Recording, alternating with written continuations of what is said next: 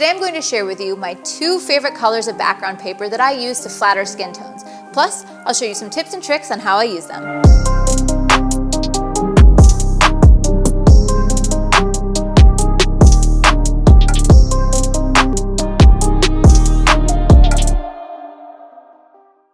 Hey everybody, Lindsay Adler here, and as a beauty and fashion photographer, all the time part of my job is to flatter skin.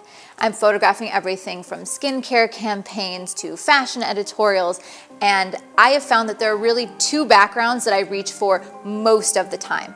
Now the reason I have 2 backgrounds is that I use one for lighter skin tones and the other I use for darker skin tones. So, drum roll, these 2 background papers are Savage Universal Beige and Savage Universal Cocoa. I use these over and over and over again, and I'm going to show you how. All right, so let's bring out our first subject. All right, so you can see that we have a beige background set up to begin with for our lighter skin tone. But the reason I love this color so much is that depending on how I light the scene, I can make it darker, richer, maybe more saturated, or I can lighten it up, make it a little bit more pale. For the lighting in the scene, I'm using one of my go-to setups for any time that I am photographing skin. Now in this instance, I'm using a Westcott Scrim Jim 8x8 foot. Now, first of all, fundamentally what a scrim is, it's a large frame with diffusion material on the front.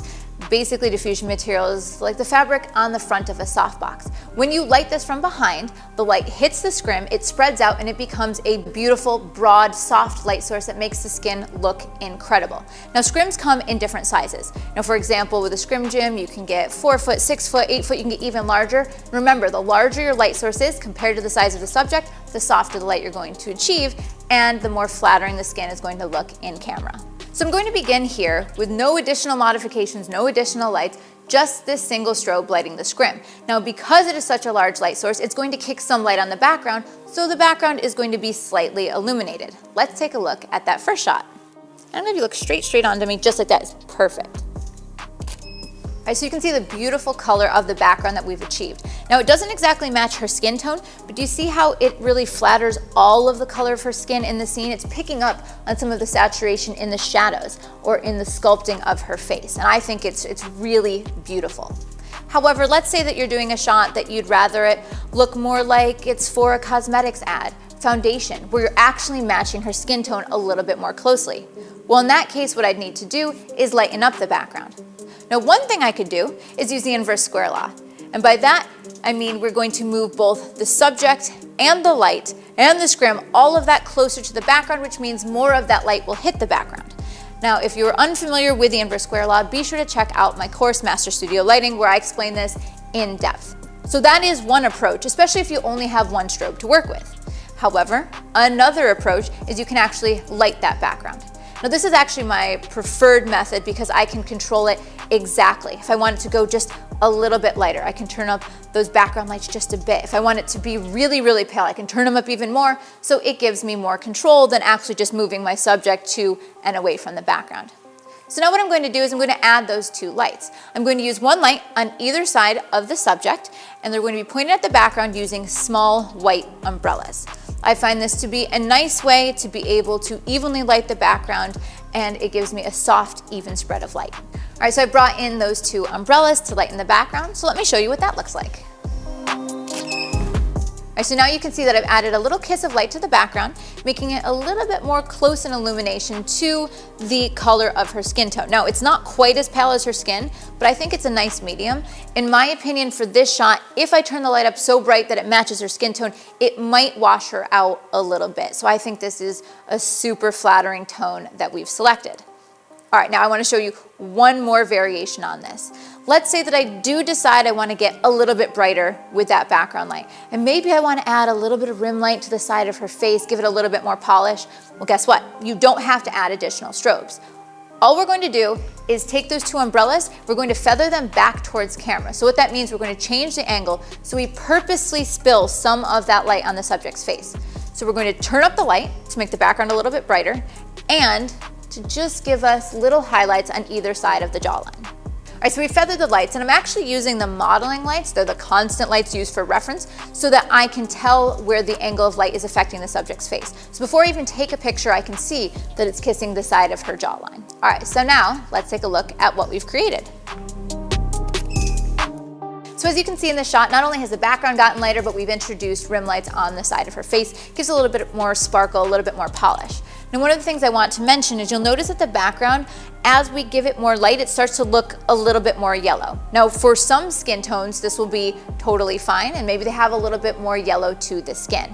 For other people, maybe you need to actually add a little bit of a gel to those two background lights in order to compensate. So maybe you add a little bit of a thin orange so that you move more towards that skin tone. So I'll actually adjust based on the person's skin tone. Or also after the fact in post, I could always go in and just desaturate the color of the background just a bit.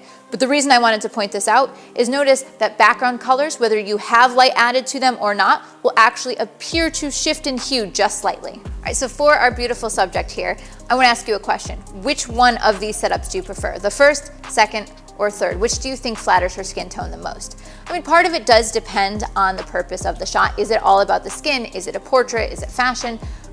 In my opinion, for this particular image, I think I'm going to go with setup number 2. So remember, that's just using the scrim, and then I have the two background umbrellas turned down low in power, but feathered not to hit her face. All right, so let me get a real shot with that, and try to bring out some expression and emotion.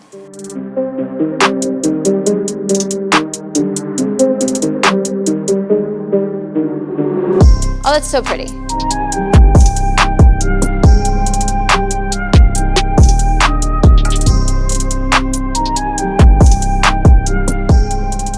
All right, so we switched over to that cocoa background. Let me take a test shot and see where we are, starting just with that scrim, no background lights, nothing added yet.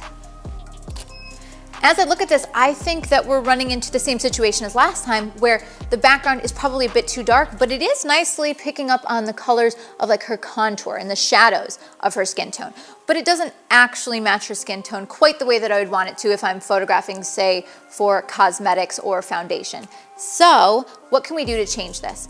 I think it's a little dark, so we can add background light. Now, if you only have one strobe, again, what I could do is I could move my subject and the light source closer to the background. More light would hit the background and it would lighten it up just a little bit. But in this instance, I'm going to do the same thing as last time. Let's play around and see what happens when we add our two umbrellas. All right, so we've added the two small umbrellas. Now remember, I try to keep them equal power and equal distance from the background so that the background looks evenly lit. If one's a little closer than the other, it'll actually make one part of the background appear a little bit brighter, and I don't want that. So let's take a look and see what we're working with now. All right, so adding the light to the background makes it match her skin tone a little bit more, probably a little bit closer to the highlight area. I personally think if I had a choice, I would make it just a little bit darker. But guess what? My strobes, they're actually set to their lowest power. It doesn't go any darker than this. So what can I do? All right, well, one of the things that I can do is I can actually move the umbrellas further from the background. Due to the fall off of light, basically less of the light will reach the background, which means it'll get a little bit darker. So that's one of the ways that I will control the tonality of the background. Yes, the power up and down, but if I'm at the lowest power, then I'll try backing up the lights just a little bit.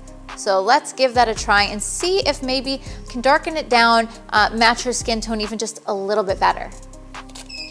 All right, so I personally think this color that we've achieved is gorgeous. And if you compare it to the previous shot, it's not a huge difference in the color of background, but I think it's just a little richer and matches her skin tone just a little bit better. So I'm really happy with what this looks like. So let's get a real shot.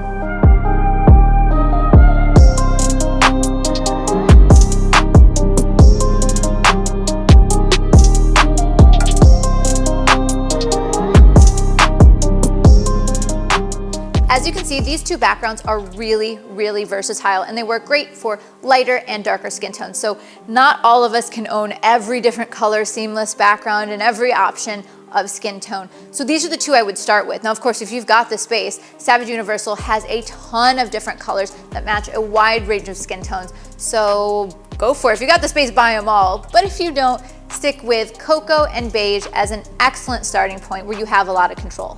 And what I want you to take away from this is that you have so much control over the tonalities of these two colors just by adding light or taking light away.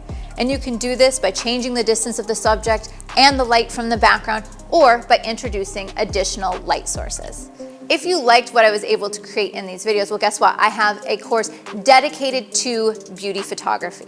It's called the Beauty Photography class. Now in this class, I talk about everything from scrims to other light modifiers to specialty gear to posing to camera angles and so much more. So you will absolutely want to check that out because I cover everything you want to know about getting started and succeeding in the art of beauty photography. If you want to see the gear used in the making of the images in this video, be sure to check out the links in the description below and visit adorama.com. And of course, I would love for you guys to like, subscribe, and definitely comment because I create these videos just for you. See you next time.